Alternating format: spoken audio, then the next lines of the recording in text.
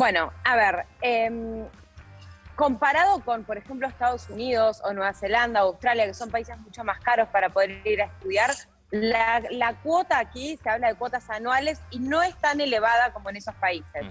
Para poder estudiar en la facultad, todas las facultades salen lo mismo. Uno quiere ir a Oxford o uno quiere ir a la Universidad de Edimburgo de Birmingham. Todas salen lo mismo y la cuota son 9.250 libras anuales.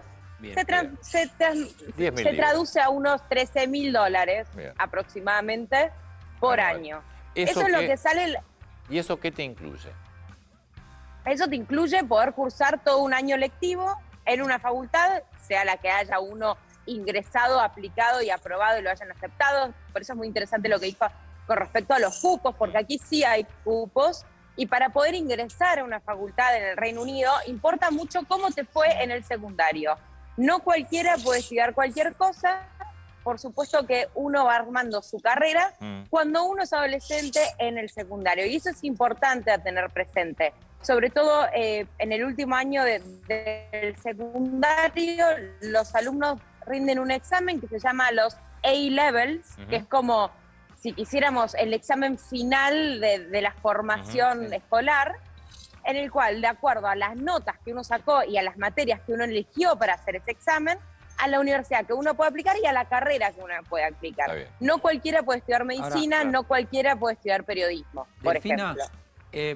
Un dato ahora importante, de eso que sale la universidad por año, cuando vos hablas de clases sociales, ¿una clase media baja o clase baja inclusive puede aspirar a pagarlo con un salario promedio? Digamos, ¿es abarcativo para el salario que tiene un trabajador promedio allá en Inglaterra?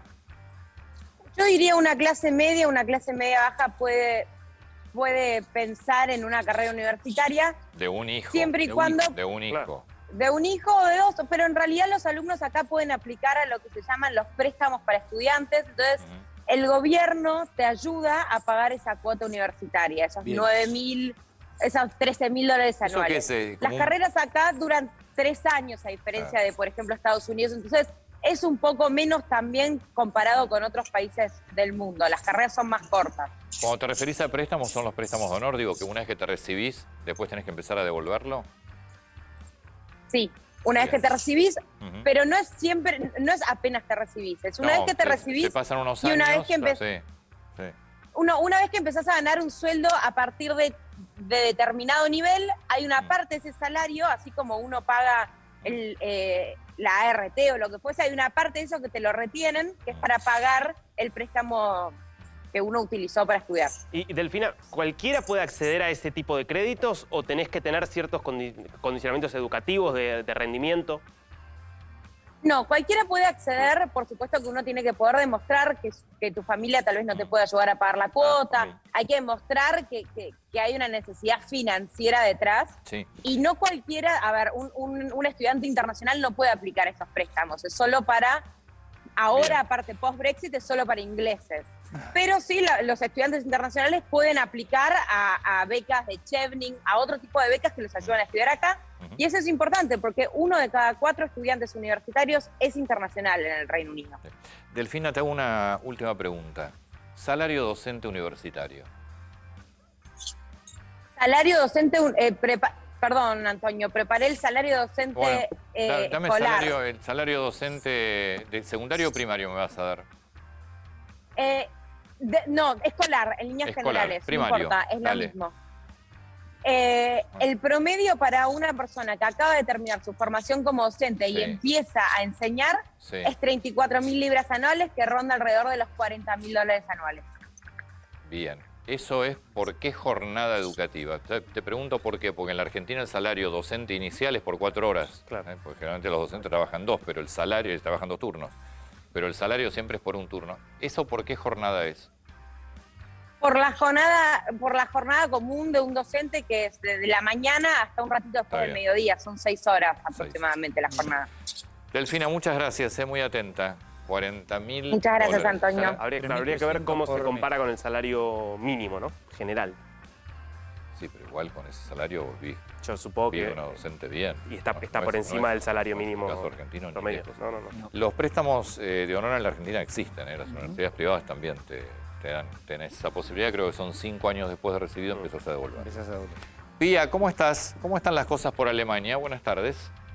¿Qué tal? Muy buenos días de acá, desde la capital alemana, hablando de educación, un país que hace muchísimo hincapié en este gran pilar que tiene Alemania.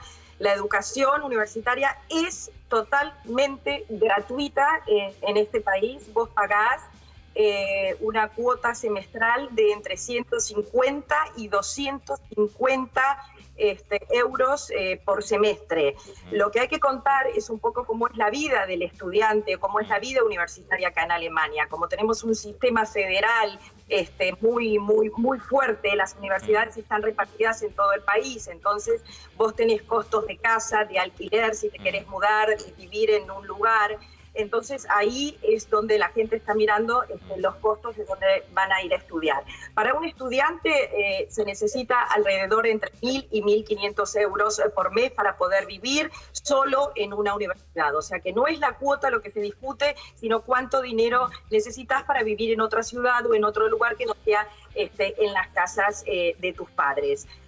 Pero perdóname, Pía, pero vos puede ser que te toque estudiar en donde estás viviendo, que no tengas que mudarte. En ese caso es completamente gratuita. Digo, tus costos son los costos En ese caso, totalmente gratuita, pero yo vivo en la capital alemana, que es una ciudad que está muy de moda, que es una ciudad donde tiene las mejores universidades del mundo, como en otras ciudades de Alemania.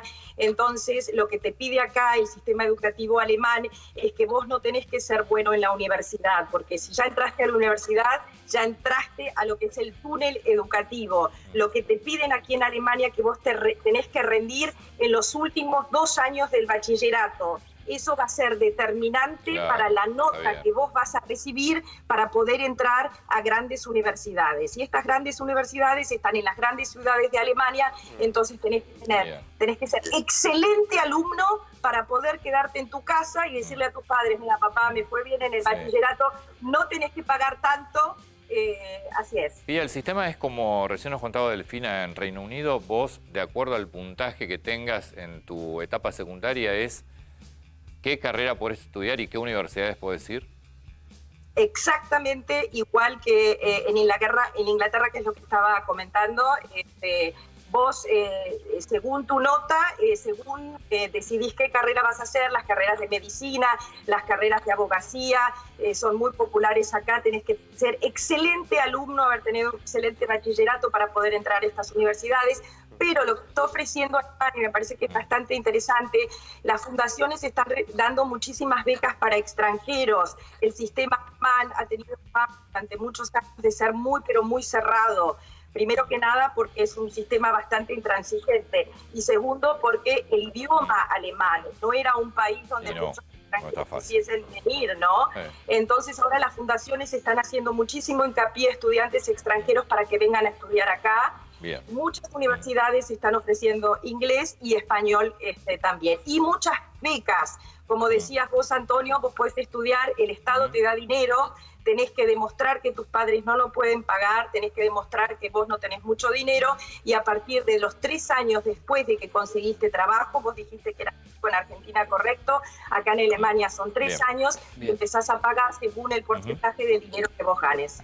Pía, muchas gracias, muy atenta. Claro. Muchas gracias. Nos vamos a Estados Unidos, está Adrián Saca allí. ¿Cómo estás, Adrián? ¿Qué tal? Muy buenos días. Bueno, el otro día recuerdan que estábamos hablando de que en el colegio primario el 91%, primario y secundario, desde jardín, el 91% de los estadounidenses no pagaba un centavo de su bolsillo, ¿no? Que le pagaban también el autobús escolar, que le pagaban el almuerzo y todos algunos otros gastos que puedan tener, además de, por supuesto, el arancel.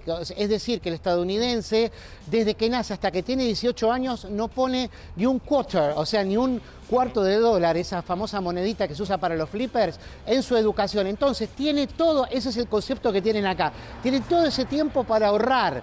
Muchas veces siempre hay algún tío, algún pariente que te regala una libreta de ahorro para que ahorres para la universidad.